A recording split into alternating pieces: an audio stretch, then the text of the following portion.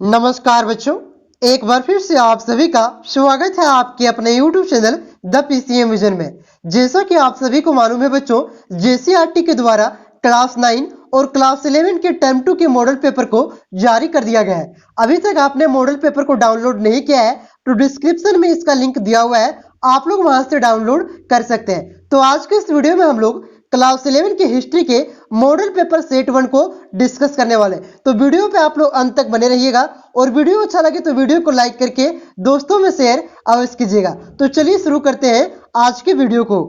तो सबसे पहले हम लोग सामान्य निर्देश को समझते हैं बच्चों। इससे आपको पैटर्न के बारे में समझ में आएगा कि कुल कितने प्रश्न है, उनमें से कितने प्रश्नों का उत्तर आपको देना है, कौन से प्रश्न पर कितना मार्क्स का है और उसके उत्तर को आपको कितने शब्दों में लिखना है बच्चों। तो देखिए बच्चों, फुल मार्क्स का आपका कितना है 40 और इसके लिए आपको कितना समय दिया जा रहा है 1 घंटा 30 मिनट, यानी कि 1.5 घंटे समय आपको दिए जा रहे हैं बच्चों। तो देखिए बच्चों, और कुल प्रश्नों की संख्या कितना है, टोटल कितने प्रश्न है आपके 19 प्रश्न है। उनमें से प्रश्न संख्या 1 से लेकर के 7 तक आपका अति लघु उत्तरीय प्रश्न है। इनमें से किन्हीं 5 प्रश्नों का उत्तर आपको एक वाक्य में देना है, ठीक है। तो 7 में से 5 प्रश्नों का उत्तर आपको एक वाक्य में देना है। प्रत्येक प्रश्न आपके कितने मार्क्स के हैं, 2 मार्क्स के हैं। ये हो गया आपका सेक्शन ए। अब सेक्शन बी देखिए। सेक्शन बी में भी आपका 7 प्रश्न है बच्चों। ये प्रश्न संख्या 8 से लेकर के 14 तक है। ये आपका लघु स्तरीय प्रश्न है। यहाँ पे भी 7 प्रश्न है और इनमें से किन्हीं 5 प्रश्नों का उत्तर आपको देना है जो आप लोग अच्छा से जानते हैं और अधिकतम आपको 50 वर्ड में देना है। इससे ज्यादा वर्ड में नहीं दीजिएगा क्योंकि आपके पास समय मात्र 1.5 घंटा का ही दिया गया है। और यहाँ पे प्रत्येक प्रश्न आपका कितना मार्क्स का रहेगा, 3 मार्क्स का रहने वाला है। अब देखिए सेक्शन सी। सेक्शन सी का प्रश्न आपका 15 से लेकर के 19 तक है। यहाँ पे 5 प्रश्न है और ये 5 में से आपको 3 प्रश्नों का उत्तर देना है और अधिकतम 150 शब्दों में आपको उत्तर लिखना है और प्रत्येक प्रश्न के लिए आपको कितना मार्क्स मिलेगा, 5 मार्क्स मिलने वाला है बच्चों। तो आप लोगों ने यहाँ पे पैटर्न को समझ लिया। अब चलिए हम लोग चलते हैं सीधा प्रश्नों पर। तो देखिए बच्चों, पहला प्रश्न है द लास्ट सफर चित्र को किसने बनाया था। तो इसका राइट आंसर हो जाएगा लियोनार्डो दा विंची। इन्होंने ही एक और प्रसिद्ध चित्र बनाया है बच्चों, मोनालिसा। तो दोनों पॉइंट आप लोग याद रखिएगा, मोनालिसा और द लास्ट सफर दोनों चित्र को ही इन्होंने बनाया है। उसके बाद देखिए बच्चों, दूसरा क्वेश्चन है कोलंबस अमेरिका कब पहुंचा था। तो इसका राइट आंसर हो जाएगा 12 अक्टूबर 1492 ईस्वी को। कोलंबस अमेरिका कब पहुंचा था, 12 अक्टूबर 1492 ईस्वी को इन्होंने ही अमेरिका की खोज किया था। ये भारत की खोज में निकला था बच्चों, लेकिन ये गलती से अमेरिका पहुंच जाते, ठीक है। तो आपसे क्वेश्चन घुमा करके पूछा जा सकता है कि कोलंबस ने अमेरिका की खोज कब किया था। तो 12 अक्टूबर 1492 को अमेरिका की खोज किया था या उस दिन अमेरिका पहुंचा था। उसके बाद नेक्स्ट क्वेश्चन है बच्चों, पुनर्जागरण शब्द की उत्पत्ति किस शब्द से हुई है। तो देखिए बच्चों, पुनर्जागरण शब्द की उत्पत्ति फ्रेंच भाषा की रेनेसांस शब्द से हुई है। तो उसके बाद नेक्स्ट क्वेश्चन है एज़टेक संस्कृति की राजधानी कहाँ थी। तो एज़टेक संस्कृति की राजधानी टेनोक्टिलान था। कहाँ पे, टेनोक्टिलान एज़टेक संस्कृति की राजधानी थी। इसका पीडीएफ आपको टेलीग्राम ग्रुप में मिल जाएगा बच्चों। टेलीग्राम ग्रुप का लिंक नीचे डिस्क्रिप्शन में दिया हुआ है, आप लोग ज्वाइन कर लेंगे, ठीक है। उसके बाद देखिए अगला क्वेश्चन है वाटर फ्रेम का आविष्कार किसने किया था। तो देखिए बच्चों, वाटर फ्रेम क्या था, वाटर फ्रेम एक सूत काटने वाली मशीन था। कब उसका आविष्कार किसने किया था, तो रिचर्ड आर्केराइट ने किया था। कब किया था, 1769 ईस्वी में किया था। तो आप लोग सिर्फ रिचर्ड आर्केराइट लिखते हैं फिर भी चलता है, तो मैंने यहाँ पे बता दिया। आपसे क्वेश्चन ये भी पूछा सकता है कि वाटर फ्रेम क्या था। तो ये सूत काटने वाली मशीन था, इसका आविष्कार रिचर्ड आर्केराइट ने किया था। कब किया था, 1769 ईस्वी में किया था बच्चों। उसके बाद देखिए अगला क्वेश्चन है केंद्र बैंक ऑफ इंग्लैंड की स्थापना कब हुई थी। तो 27 जुलाई 1694 को हुई थी। कब हुआ था, 27 जुलाई 1694 को हुआ था बच्चों। कहीं कहीं पे आपको 1844 देखने को मिलेगा, ठीक है। तो ये आपका गलत है, ये आपको सिर्फ गूगल में देखने को मिलेगा। आप लोग एनसीईआरटी बुक चेक कीजिएगा, वहां पे आपको 27 जुलाई 1694 देखने को मिलेगा, ठीक है। और ये विश्व का पहला केंद्रीय बैंक था बच्चों। उसके बाद देखिए अगला क्वेश्चन है और ये 7वां प्रश्न है आपका, मेजी पुनर्स्थापना कब हुई। तो मेजी पुनर्स्थापना 1868 में कहां पे हुआ था, जापान में हुआ था, ठीक है। मेजी पुनर्स्थापना कहां का बात है, जापान का। इसकी स्थापना कब हुआ था, 1868 68 में हुआ था बच्चों। उसके बाद देखिए यहां तक हम लोगों ने अति लघु उत्तरीय प्रश्न देखा बच्चों। ये 7 प्रश्न था, 7 में से जो आप लोग अच्छा से जानते हैं उनमें से कोई 5 प्रश्न का उत्तर आपको देना था और प्रत्येक प्रश्न आपका 2 नंबर का था। अब 8 से जो 14 नंबर तक प्रश्न है बच्चों, ये आपको कितना नंबर का है? 3 नंबर का प्रश्न है। इनमें यहाँ पे भी आपका 7 प्रश्न है और ये 7 में से आपको कोई 5 प्रश्न का उत्तर देना है जो आप लोग अच्छा से जानते हैं बच्चों। तो यहाँ पे मैं सातों को यानी कि पूरी 1900 प्रश्नों का उत्तर बताऊंगा, वहां पे जो प्रश्न आएगा और अधिकतर क्वेश्चन आपका मॉडल पेपर से ही रहेगा, तो उसे आप लोग वहां पे लिखिएगा, ठीक है। तो देखिए बच्चों 8वां नंबर का प्रश्न है, इटली के नगरों का पुनरुत्थान कैसे हुआ? तो देखिए 14वीं शताब्दी से 17वीं शताब्दी के अंत तक यूरोप के अनेक देशों में नगरों की संख्या बढ़ने लगी तथा एक विशेष प्रकार की नगरीय संस्कृति का विकास होने लगा। 12वीं शताब्दी में मंगलों मतलब मंगोलिया जो चीन और रूस के बीच में है, ठीक है, मंगलों और चीन के बीच व्यापार बढ़ने से इटली के नगरों के मुख्य रूप से पुनरुत्थान हुआ। ज्यादा नहीं लिखना है, 30 से 40 है तो 50 वर्ड में लिखना है आपको, अधिकतम आपको 50 वर्ड में लिखना है, ठीक है। आपको 40 वर्ड में भी लिख सकते हैं, 60 वर्ड में लिख सकते हैं, लेकिन यही आसपास लिखना है। ज्यादा लिखेगा तो आपके पास समय भी नहीं बचेगा, क्योंकि 1.5 घंटा आपको समय वहां पे दिया जा रहा है। और भी प्रश्न आपको 5-5 नंबर वाला भी लिखना है, ठीक है। उसके बाद देखिए, तो ये आप लोगों ने समझ लिया होगा कि 14वीं से जो 17वीं शताब्दी था बच्चों, उसके अंत में यूरोप के अनेक देश, यूरोप में जैसे आपका इटली हो गया, जर्मनी, ब्रिटेन हो गया, वहां पे क्या हुआ, नगरों की संख्या बढ़ने लगी, एक विशेष प्रकार की नगरीय संस्कृति का विकास होने लगा।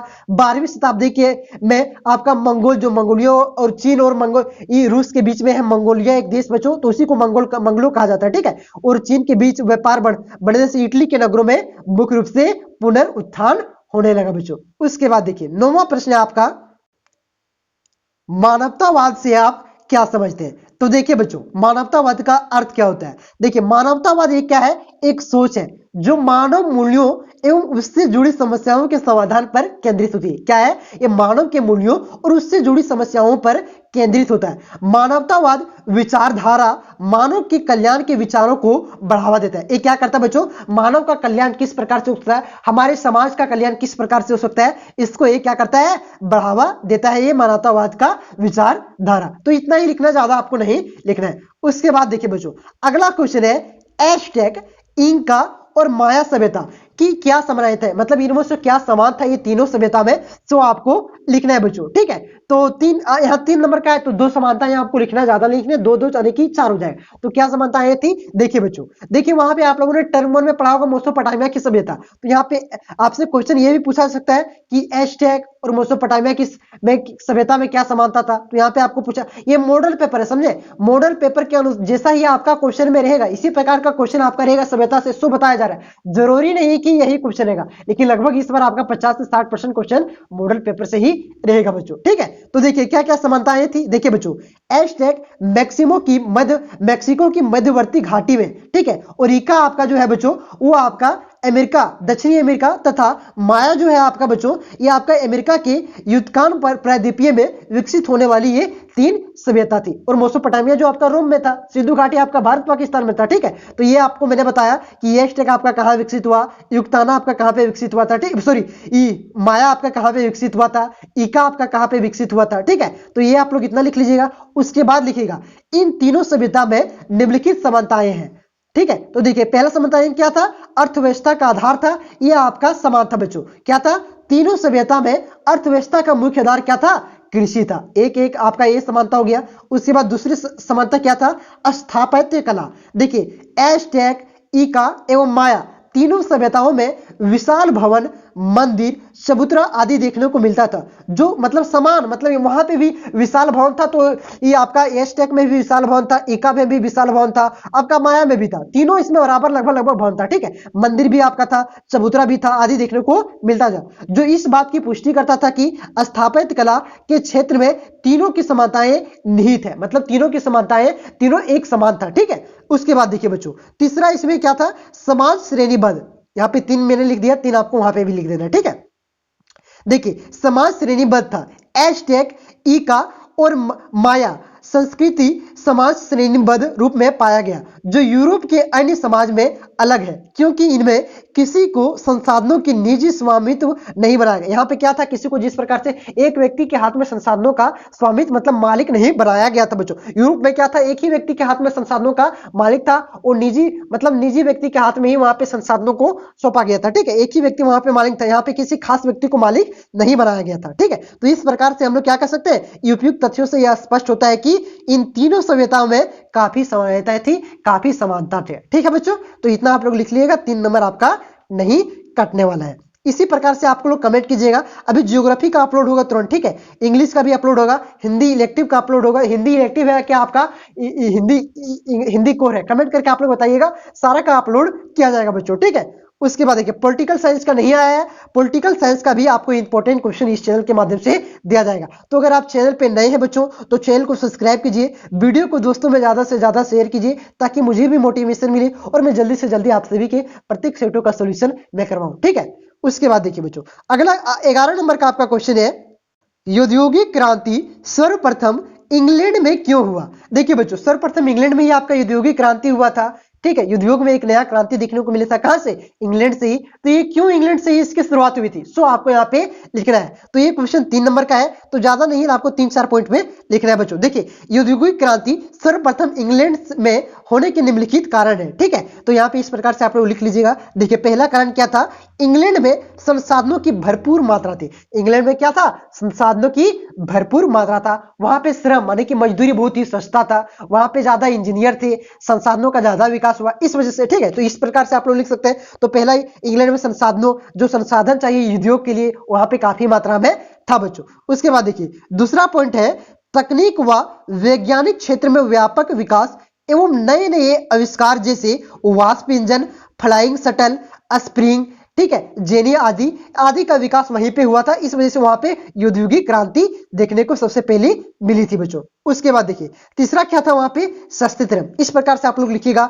इंग्लैंड में काफी मात्रा में उस समय सस्ते श्रम उपलब्ध हो जाते थे काफी आसानी से, मतलब कम दाम में मजदूरी। यहाँ पे लेबर खटाते तो कितना लेता है, 400-500 रुपया लेता है, तो मतलब वहां सस्ता, तो वहां पे क्या था, सस्ता लेबर था। ठीक है, अगर उस टाइम की बात करेंगे हम लोग, तो वहां पे सबसे सस्ता लेबर वहीं पर था। इस वजह से औद्योगिक क्रांति वहीं पे पनपा था, शुरू में स्टार्टिंग में वहीं से उसकी शुरुआत हुई थी बच्चों। देखिए चीन से सस्ता सामान, आप लोगों ने सुना होगा कि चाइनीज माल सबसे सस्ता रहता है। तो कारण क्या है चाइनीज माल का सस्ता रहने के कारण, सारा फैक्ट्रियां वहां पे क्यों लगती है, क्योंकि वहां पे सस्ते श्रम की उपलब्धता बहुत ही आसानी से हो जाती है। वहां पे मजदूरी, आपका मजदूर लोग सस्ते में खटाई करते हैं। जैसे यहाँ पे भी वर्तमान में 400 खट रहा है, तो वहां पे 200 में मिल जाता है कंपनी सबको लेबर, इसलिए ज्यादा वहां पे कंपनी लगाते हैं अपना फैक्ट्री। ठीक है, अब देखिए चौथा इसमें पॉइंट है, इंग्लैंड के लोग खगोल विज्ञान एवं गणित में निपुण थे। इंग्लैंड के पास निपुण इंजीनियर थे, इंजीनियर भी वहां पे अच्छा खासा था, पढ़ाई लिखाई में मतलब अच्छा वहां पे लोग थे। इस वजह से वहीं पे औद्योगिक क्रांति का विकास हुआ था सर्वप्रथम। ठीक है बच्चों, तो ये 4 पॉइंट मैंने बताया, कोई भी 3 पॉइंट आप लोग वहां पे लिख सकते हैं। सिर्फ ध्यान से आपको सुनना है, आपको ऑटोमेटिक याद हो जाएगा। ठीक है, अभी आप लोग चाहें तो इसको नोट कर सकते हैं, नोट करिएगा तो और भी फायदा होगा, नहीं तो पीडीएफ तो आपको टेलीग्राम ग्रुप से इसका मिल जाएगा बच्चों। ठीक है, उसके बाद देखिए 12वें प्रश्न पे हम लोग आते हैं, औद्योगिक क्रांति के समय हुए 5 प्रमुख आविष्कार और इनके आविष्कारक का नाम लिखें। तो देखिए बच्चों, औद्योगिक क्रांति के समय हुए 5 आविष्कार एवं उनके आविष्कारक। तो एक तरफ हम लोग आविष्कार लिख लेते हैं, क्या क्या आविष्कार हुआ था, और एक तरफ आविष्कार, उसको जो बनाया था उसका नाम लिखना है। ठीक है, तो आविष्कार देखिए, फ्लाइंग शटल, फ्लाइंग शटल के आविष्कार कौन थे बच्चों, जॉन के थे। उसके बाद देखिए स्प्रिंग जेन, ठीक है, स्प्रिंग जेन, इसके आविष्कारक कौन थे, जेम्स हारग्रीव्स। ठीक है, जेम्स हारग्रीव्स थे। उसके बाद देखिए भाप इंजन, ठीक है, तो भाप इंजन का आविष्कार किसने किया था, जेम्स वाट ने किया था। उसके बाद देखिए कॉटन जिंक, तो इसका आविष्कार किसने किया था, एल व्हिटनी ने किया था। उसके बाद है स्प्रिंग म्यूल, ठीक है, तो इसका क्रॉम्पटन ने इसका आविष्कार किया था। अभी कुछ देर पहले आप लोगों ने देखा होगा बच्चों वाटर फ्रेम, ठीक है, तो आप लोग उसे भी लिख सकते हैं कि वाटर फ्रेम के आविष्कार किसने किया था, रिचर्ड आर्कराइट ने किया था। ठीक है, तो उसे भी आप लोग लिख सकते हैं। ठीक है, तो वाटर फ्रेम, वाटर का कोई मशीन नहीं था, वो क्या था, सूत काटने वाला मशीन था बच्चों। तो कोई भी आप लोग लिख सकते हैं, 7-8 बहुत सारा आविष्कार हुआ था जो आपके बुक में दिया होगा 10-15। ठीक है, तो मैंने 5 यहाँ पे आपको बता दिया, कोई भी आप लोग लिख सकते हैं। उसके बाद देखिए बच्चों 13 नंबर का प्रश्न आपका, कोरिया ने 1997 में विदेशी मुद्रा संकट का सामना किस प्रकार से किया। जिस प्रकार से अभी आप लोगों ने सुना कि श्रीलंका आपका दिवालिया हो गया, मतलब वो आपका क्या होगा, विदेशी मुद्रा भंडार उसका लगभग बहुत ही कम बचा, $1 बिलियन के आसपास बचा, मतलब जीरो के बराबर उसके पास विदेशी मुद्रा भंडार बचा हुआ है। ठीक है, तो ऐसा ही स्थिति किसके पास आया था, कोरिया के पास आया था। कब, 1997 में। तो उसने इसका किस प्रकार से सामना किया था बच्चों, सो आपको लिखना है। और ये क्वेश्चन आपका भी आई है, आप लोग लिख के रख लीजिए, ये आपके बोर्ड एग्जाम में फिक्स आएगा। ठीक है, ये वर्तमान का इश्यू बना हुआ श्रीलंका को लेकर के, तो ये आपके बोर्ड एग्जाम में फिक्स आएगा। तो देखिए बच्चों किस प्रकार से उसका सामना किया था। देखिए 1997 में व्यापार में घाटे, वित्तीय संस्थाओं के खराब प्रबंधन एवं कई कारणों से विदेशी मुद्रा संकट उत्पन्न हुआ। इस विदेशी संकट का सामना कोरिया ने निम्न प्रकार से किया। तो देखिए बच्चों, पहला किस प्रकार से किया, पहला पॉइंट है, कोरिया ने इस संकट से उबरने के लिए आईएमएफ का मतलब क्या होता है, इंटरनेशनल मॉनेटरी फंड। ठीक है, ये क्या करता है बच्चों, ये क्या करता है, जो भी देश अगर दिवालिया घोषित हो गया, कर्ज में डूब गया, उसको क्या करता है, ये कर्ज देने का काम करता है। ठीक है, इसका मुख्यालय कहां पे, न्यूयॉर्क में है, अरे कि अमेरिका में इसका मुख्यालय है। मतलब एक बार इससे लोन अधिकतर आदमी नहीं लेना चाहता है, एकदम अंतिम खटिया खड़ा हो जाता है, कहते हैं खटिया खड़ा है, मतलब लास्ट में स्थिति पूरा खराब हो जाता है, तभी इससे कोई लोन लेता है। इससे लोन क्यों नहीं लेना चाहता है, क्योंकि अपना अर्थव्यवस्था मतलब यार इसका नियम मानना पड़ता है, इस वजह से। तो आखिरी में अभी तक श्रीलंका ने भी इससे लोन नहीं लिया हुआ है, दिवालिया घोषित हो गया फिर भी इससे लोन नहीं लिया है बच्चों, क्योंकि इसका नियम है पूरा खराब है, इसके अनुसार आपको चलना पड़ेगा, इससे अगर आप लोन लीजिएगा। तो ये क्या करता है, लोन देने का काम करता है, तो इससे सहयोग लिया, इससे लोन लिया था। ठीक है, दूसरा पॉइंट देखिए, यह संकट कोरिया के लिए एक बड़ी आर्थिक संकट के रूप में सामने आया। इससे उबार पाने के लिए कोरिया के नागरिकों ने गोल्ड मूवमेंट कंसेशन चलाया, विदेशी कर और ऋण चुकाने के लिए प्रयास किया। तो क्या चलाया, गोल्ड मूवमेंट कंसेशन चलाया, किसने, उत्तर कोरिया के लोगों ने। ठीक है, उसके बाद देखिए, तो इस प्रकार से क्या हुआ, 1997 में विदेशी मुद्रा संकट से मुलाकात मतलब सामना करते हुए निपटने का प्रयास किया बच्चों। और देखिए अभी उत्तरी जो आपका कोरिया है बच्चों, अभी तो बढ़ गया, ठीक है ना, दक्षिणी कोरिया आपका, उत्तरी कोरिया, कोरिया कितना आगे बढ़ गया, दोनों किम जोंग वाला उत्तरी कोरिया भी बहुत आगे बढ़ गया है आपका, और दक्षिणी कोरिया जो सैमसंग का कंपनी है देखे, ठीक है, तो दक्षिणी कोरिया भी आपका आगे बढ़ गया है बच्चों। ठीक है, तो किस प्रकार से सामना किया, 2 पॉइंट आप लोग लिख दीजिएगा, आपको नंबर मिल जाएगा बच्चों। उसके बाद देखिए अगला क्वेश्चन है आपका, भारत की खोज में वास्को डिगामा की क्या भूमिका रही। तो देखिए बच्चों, जिस भारत की खोज के प्रयास में 1492 में अमेरिका की खोज हो गया। देखिए आपको मैंने बताया कि जो कोलंबस था ना, वो भारत खोजने के लिए आया था, लेकिन क्या हुआ, उसके चक्कर में उन्होंने अमेरिका को खोज दिया। ठीक है, उस भारत की खोज के बारे में जानना हमारे अध्ययन के लिए काफी महत्वपूर्ण हो जाता है। उपयुक्त संबंध में जहां तक भारत की खोज की बात है, वास्को डिगामा की भूमिका का प्रश्न है, तो इनकी भूमिका काफी महत्वपूर्ण था, क्योंकि भारत की खोज का प्रयास फ्रांस, पुर्तगाल, स्पेन के नरेश के द्वारा काफी किया जा रहा था। इस क्रम में पुर्तगाल नरेश की सहायता के क्रिस्टोफर कोलंबस अपने 87 सहयोगियों के साथ भारत की यात्रा पर निकल पड़ा, पर वह किंतु भारत ना पहुंचकर कहां पे पहुंच गया, अमेरिका पहुंच गया था बच्चों। ठीक है, तो पहले कौन आया आपका, क्रिस्टोफर जो कोलंबस है बच्चों, कोलंबस आया लेकिन वो अमेरिका पहुंच गया। उसके बाद क्या हुआ, इस खोज के बाद वास्को डिगामा जो पुर्तगाल के थे, ठीक है ना, कि मन में भारत की खोज की आसान हो गया। मतलब एक तो अमेरिका खोज लिया और एक और कौन निकले थे बच्चों, उसको मेंशन नहीं करना है, उन्होंने भी आपका खोज लिया था अफ्रीका। ठीक है, तो उससे क्या हुआ, आसान हो गया, इधर वो अमेरिका है, इधर अमेरिका है, इधर अमेरिका है, इधर अफ्रीका है, तो जाएंगे किधर, अब दूसरा मान के चलते इधर आपका अमेरिका मिल गया, इधर आपका अफ्रीका मिल गया, तो अब यहाँ पे हम है तो इधर हमको जाना पड़ेगा। तो ये क्या हुआ, वास्को डिगामा के लिए आसान हो गया। ठीक है, तो इन्होंने क्या किया बच्चों, देखिए भारत की खोज के आसान हो गई और अथक प्रयास के उपरांत मई, यहाँ पे आपका लिख दिया, गलती हो गया। ठीक है, 1998 नहीं होगा, यहाँ पे 1498 हुआ, थोड़ा मिसप्रिंट हो गया है, जो आपको प्रिंट ए पीडीएफ मिलेगा उसमें सुधार दिया जाएगा, तो आप लोग नोट करिएगा 1498 क्या हुआ, अथक प्रयास के कारण 1498 में पुर्तगाली नरेश मैनुअल प्रथम के आशीर्वाद से भारत के केरल स्थित कहां पे, कालीकट होगा। ठीक है, कालीकर लिख दिया गया है, कालीकट पहुंचे, जहां स्थानीय राजा भेजारिन ने इनकी स्वागत किया और उसे क्या किया, डिस्कवरी ऑफ इंडिया की उपाधि दिया, किसे, वास्को डिगामा को। तो इस प्रकार वास्को डिगामा ने भारत की खोज कर पश्चिमी देशों के लिए व्यापारिक मार्ग की खोज किया था। देखिए यहाँ पे बहुत सारे बच्चा जैसे अभी भी सोच रहे होंगे, ठीक है, सुनिएगा ध्यान से। वास्को डिगामा जो था बच्चों, उन्होंने भारत की खोज नहीं किया था, खोजते किसको, जो छुप जाता है, ठीक है। उन्होंने एक समुद्री मार्ग की खोज किया था ताकि यूरोप के लोग क्या कर सके, भारत से व्यापार कर सके, ठीक है। भारत तो पहले भी था, 1498 के पहले भी भारत एग्जिस्ट करता था। हमारा भारत लगभग 10,000 साल पहले से एग्जिस्ट कर रहा है, ठीक है। लेकिन उन्होंने क्या किया था, समुद्री मार्ग का खोज किया था। ये आपका भारत है, तो यहां से इन्होंने समुद्री मार्ग की खोज किया था बच्चों, कि यहाँ मतलब यहाँ पे भारत है, इससे हम लोग ये रास्ता से भारत जा सकते हैं, ठीक है, और व्यापार कर सकते हैं, ठीक है बच्चों। तो यहाँ पे आप लोग याद रखिएगा, 1498 में भारत की खोज किया था, किसने किया था, वास्को डी गामा ने किया था बच्चों। उसके बाद देखिए अगला क्वेश्चन है। अब जो आपका क्वेश्चन है बच्चों, वो आपका 15 नंबर से 19 नंबर तक जो क्वेश्चन है, 5 नंबर तक, ठीक है। यहाँ पे आपका 5 प्रश्न है बच्चों, इनमें सॉरी 5 प्रश्न है यहाँ पे, और ये 5 में से आपको 3 प्रश्नों का उत्तर लिखना है, जो आप लोग अच्छा से जानते हैं, ठीक है। तो मैं 5 प्रश्नों का उत्तर यहाँ पे मैं आपको बता रहा हूं। तो देखिए बच्चों, 15 नंबर का प्रश्न है आपका, पुनर्जागरण के उद्देश्य और विकास का कारण बताइए। तो देखिए बच्चों, पुनर्जागरण एक फ्रेंच भाषा का शब्द है जिसका शाब्दिक अर्थ फिर से जगना है। तो इसका आपसे 2 नंबर में क्वेश्चन आ सकता है, ठीक है। वहां पे क्या था, पुनर्जागरण किस शब्द से लिया गया, किस शब्द से लिया गया है, ठीक है। तो आप यहाँ पूछ सकता है कि पुनर्जागरण का अर्थ क्या होता है। तो आप लोग याद रखिएगा, पुनर्जागरण का अर्थ क्या होता है, फिर से जगना होता है। देखिए 14वीं और 17वीं सदी के बीच यूरोप में जो सांस्कृतिक और धार्मिक प्रगति, आंदोलन तथा युद्ध हुआ, उन्हें ही क्या कहा जाता है, पुनर्जागरण कहा जाता है। मतलब 14वीं से और 17वीं शताब्दी के बीच यूरोप में जो सांस्कृतिक और धार्मिक प्रगति मतलब आंदोलन हुआ बच्चों, युद्ध हुआ, उसे क्या कहा जाता है, पुनर्जागरण कहा जाता है, ठीक है। चाहे धार्मिक प्रगति हो, या तो सांस्कृतिक प्रगति हो, या तो युद्ध हो, जो भी हो, इस जो प्रगति देखा गया जो यूरोप में आपका, उसे ही पुनर्जागरण कहा जाता है। इसका अर्थ, शाब्दिक अर्थ क्या होता है, फिर से जगना, ठीक है। यह आपका फ्रेंच भाषा यानी कि फ्रांसीसी भाषा का शब्द है। अब देखते हैं इसके पुनर्जागरण के उदय और विकास के कारण।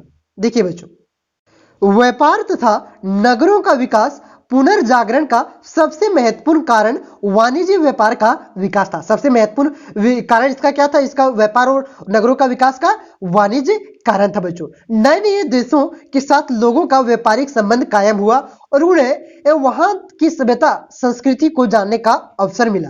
व्यापार के विकास से नए व्यापारी वर्ग को जन्म दिया। देखिए बच्चों, आप लोगों को देखिए वहां पे क्या हुआ, कोलंबस ने 1492 में क्या किया, अमेरिका का खोज कर लिया। वास्को डी गामा ने भारत का खोज कर लिया 1498 में। तो इससे क्या हुआ, अलग अलग विभिन्न देशों में, ये यूरोप के थे ना, पुर्तगाली थे ना आपका वास्को डी गामा, और कोलंबस भी आपका इटली का था, ठीक है। तो ये यूरोपियन थे। तो यूरोप में क्या हुआ, ये दूसरे देशों की खोज किया, वहां से उसके सभ्यता एवं संस्कृति का उसको जाने, ठीक है। तो वहां से क्या व्यापारिक वर्ग का विकास हुआ, और इससे क्या हुआ, पुनर्जागरण का विकास हुआ बच्चों, ठीक है। इसके महत्वपूर्ण कारक यही थे। उसके बाद देखिए 16 नंबर का प्रश्न है, नवीन मार्गों की खोज में पुर्तगाल और स्पेन के योगदान की उल्लेख करें। तो देखिए बच्चों, मतलब पुर्तगाल मतलब 2 देश था ना, तो इन्होंने इसका योगदान क्या रहा नई नई मार्गों को खोजने में। देखिए पहले मैंने आपको बताया कि वास्को डी गामा ने भारत की खोज नहीं किया था, उन्होंने एक मार्ग की खोज किया, समुद्री मार्ग, समुद्री रास्ता का खोज किया था, ठीक है। और कोलंबस ने भी आपका समुद्री रास्ता का खोज किया था अमेरिका जाकर के, ठीक है।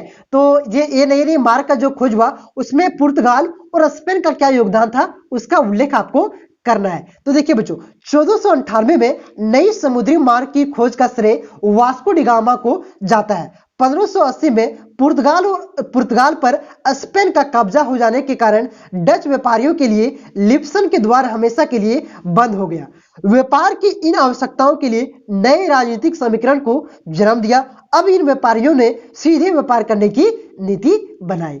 उसके बाद देखिए, अब आते हैं अगला क्वेश्चन पर। 17 नंबर का क्वेश्चन देखिए बच्चों, अमेरिका की खोज में कोलंबस की क्या भूमिका थी। अमेरिका की खोज कब हुआ, 1492 में हुआ था। तो इस पे कोलंबस ने किया था, तो इसकी महत्वपूर्ण भूमिका थी। तो इसके क्या क्या भूमिका थी, उसके बारे में वर्णन करना है। तो देखिए बच्चों, इसका आंसर, अमेरिका की खोज में कोलंबस की क्या भूमिका रही। फिर से क्वेश्चन में आ गया क्या, देखिए उत्तर देखिए, 2 मिनट प्रिंट हो गया, इसको काट दीजिए, ठीक है। देखिए यूरोप में नाविक एक ऐसे देश के समुद्री मार्ग की खोज पे निकल पड़े जिसके बारे में सुना बहुत था लेकिन देखा नहीं था, ठीक है। इन नाविकों में से एक का नाम था क्रिस्टोफर कोलंबस, जो इटली के निवासी थे। कहां के निवासी थे, इटली के निवासी थे।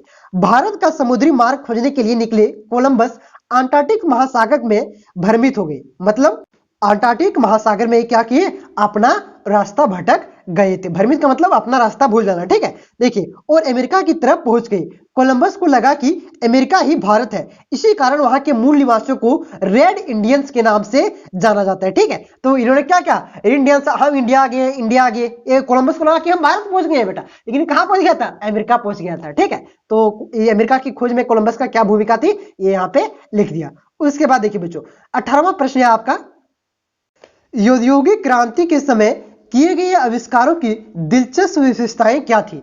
देखिए बच्चों, औद्योगिक क्रांति से आपका 10 नंबर का प्रश्न आ रहा है, तो ये चैप्टर को आप लोग क्लियर कर लीजिएगा। देखिए 2 नंबर में भी एक प्रश्न था, 5 नंबर में भी आपका एक प्रश्न है, और 3 नंबर में भी आपका एक प्रश्न था, ठीक है। तो ये यहां से आपका 10 नंबर का प्रश्न आ रहा है, तो इस चैप्टर को आप लोग क्लियर कर लीजिएगा, औद्योगिक क्रांति को, ठीक है। तो देखिए इसकी क्या क्या विशेषताएं था बच्चों। पहला विशेषता क्या था, इन आविष्कारों के कारण अनेक उद्योगों जैसे लोहा तथा इस्पात उद्योग, कपड़ा उद्योग, जहाज निर्माण उद्योग को काफी प्रोत्साहन मिला था। किससे के कारण, औद्योगिक क्रांति के में जो नए नए विकास हो रहे थे, नए नए आपका आविष्कार हो रहे थे, उसके कारण, ठीक है। उसके बाद देखिए दूसरी विशेषता क्या था, इन आविष्कारों के फलस्वरूप वाणिज्यवाद एवं उपनिवेशवाद का प्रभाव बढ़ गया। किसका प्रभाव बढ़ गया, वाणिज्यवाद और उपनिवेशवाद का प्रभाव बढ़ गया बच्चों। उसके बाद देखिए तीसरा विशेषता है, इन आविष्कारों के लिए वैज्ञानिकों ने नहीं बल्कि साधारण लोगों के प्रयास किए और ये अपने प्रयासों में भी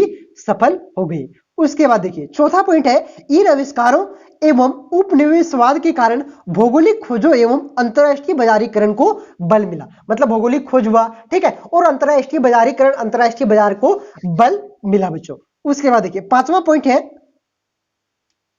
कच्चे माल की प्राप्ति तथा तैयार माल की खपत के लिए इंग्लैंड को एक विस्तृत बाजार की आवश्यकता पड़ी। इसके स्थान के लिए इंग्लैंड को प्रोत्साहित किया गया। तो औद्योगिक क्रांति के समय क्या हुआ बच्चों, जो आविष्कार हुए थे ना, तो उसकी वजह से क्या हुआ, कच्चे माल की प्राप्ति के लिए, तैयार माल की खपत के लिए इंग्लैंड को एक विस्तृत बाजार की आवश्यकता थी। इसके लिए क्या हुआ, इंग्लैंड को प्रोत्साहित किया गया। अब आते हैं 19वां प्रश्न, और यह आपका आखिरी प्रश्न है बच्चों। देखिए पश्चिमी शक्तियों के द्वारा पेश की गई चुनौतियों की सामना छिंगा राजवंश ने कैसे किया। तो देखिए बच्चों, चीन की छिंग राजवंश पश्चिमी शक्तियों द्वारा पेश की गई चुनौतियों का सामना करने के लिए में असफल रहा। 1839 से लेकर के 42 में ब्रिटेन के साथ हुए अफीम युद्ध में इसे कमजोर बना दिया गया। देश के सुधारों एवं परिवर्तनों की मांग उठने लगी। छिंग व राजवंश इसमें भी असफल रहा और देश में गृह युद्ध की लपेट में आ गया। तो किस प्रकार से असफल रहा, ठीक है, कैसे सामना किया, ये आपको मैंने बताया। तो 19 प्रश्नों का उत्तर मैंने आपको बता दिया बच्चों। इसका पीडीएफ आपको टेलीग्राम ग्रुप में मिल जाएगा, लेकिन 1-2 दिन बाद मिलेगा। क्यों 1-2 दिन मिलेगा, कुछ यूट्यूबर है ना, फेक यूट्यूबर है, इस पीडीएफ का वो लोग गलत फायदा उठाते और खुद वीडियो बना देते, ठीक है। मेहनत हम कर रहे हैं, टाइपिंग हम कर रहे हैं, आंसर हम बता रहे हैं, पीडीएफ आपको देंगे तुरंत उसके हाथ में भी लगेगा और ऐसे कर। तो 1-2 दिन आप लोग बर्दाश्त कीजिए, इसका पीडीएफ मैं टेलीग्राम ग्रुप में दे दूंगा, ठीक है बच्चों। तो अभी आपका सेट 2 कुछ देर में अपलोड हो जाएगा, ज्योग्राफी का भी अपलोड होगा और पॉलिटिकल साइंस का भी इंपॉर्टेंट क्वेश्चन अपलोड होगा, same to same model paper के जैसा जो आपके टर्म 2 के सिलेबस में है बच्चों, ठीक है। और कौन कौन से सब्जेक्ट का आपको जल्दी चाहिए कमेंट करके अवश्य बताइएगा। मिलते हैं नेक्स्ट वीडियो में, धन्यवाद।